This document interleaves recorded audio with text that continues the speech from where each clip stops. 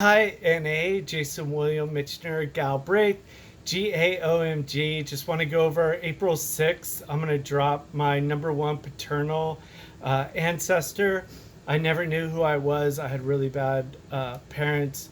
My biological father and biological mother both hated me for being born and never told me where I was from. I thought I was from Spain, and I got El Cid tattooed on me, who's the greatest warrior from Spain, which is really cool, but I'm not Spanish. I found out I'm really Scottish. I'm an Anglo Scot, like pretty much half English, half Scottish, with a little bit of Welsh and everything. But I didn't know who I was, and I did all of these events and wrote all my books without knowing who I am.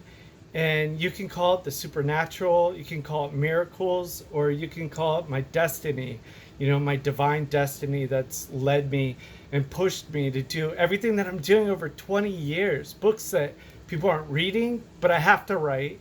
And I have to go out there and promote myself and my brand. And I was doing this before I even knew who I was. Like, this is me in New York City, and I'm running the Scotland race. The Scotland race. Look at that. Run up the coffee my book. Ready for the New York City Marathon. Cheers.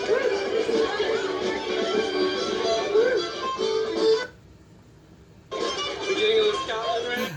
Like, that's just wild to me now, knowing who I am and writing my 10th book, second trilogy, and everything about all of my ancestor, my Scottish warriors, finding out about my ancestral castle, my Galbraith Bardowie castle, that fake fruit family lives in there right now that I want to kick out. If I make it big with my books, can get made into movies, my story made into movies or anything, I want to buy this fake fruit family out of my ancestral Galbraith Bardowie castle and share it with everybody. Have it like my clan Galbraith be able to go there. And look up top there too. There's the actual number when I ran this race.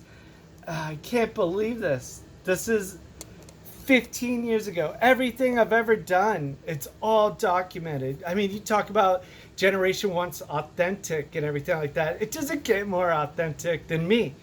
I did all the writing. I've done all the promoting. This is just amazing what I've accomplished. And again, you can call it destiny, a miracles.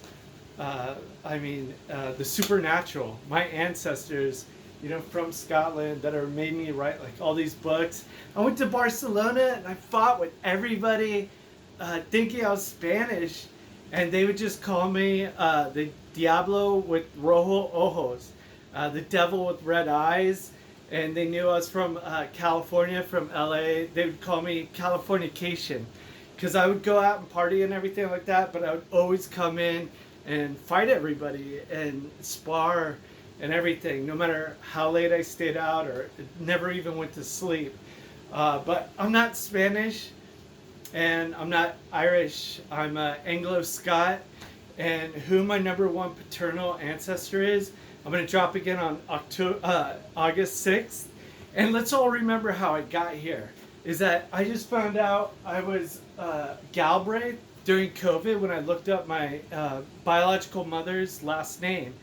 And then I have this unbroken chain here, which is crazy, but it comes from my mother's side. So everybody poo-pooed me, and they were like, no, you can't have your castles, titles, and lands, because it comes from your mother's side. So then I looked on my father's side, the paternal side, and that's who I'm going to drop on April 6th, the Tartan Day that the Arbroath was signed, Declaration of Arbroath, that is Scotland's independence from England.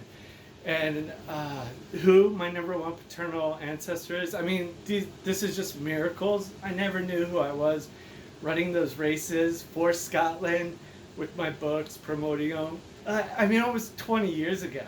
And then I'm going to go to Scotland. I'm going to walk up the Royal Mile in my assless truths and present my 10th book, second trilogy at the Stone of Destiny, offering it to the greatest Scottish warrior and king Scotland has ever seen. So please, Scotland Yard or Interpol, do not arrest me or anything. I'm just doing what my dead ancestors command me to do. Cheers.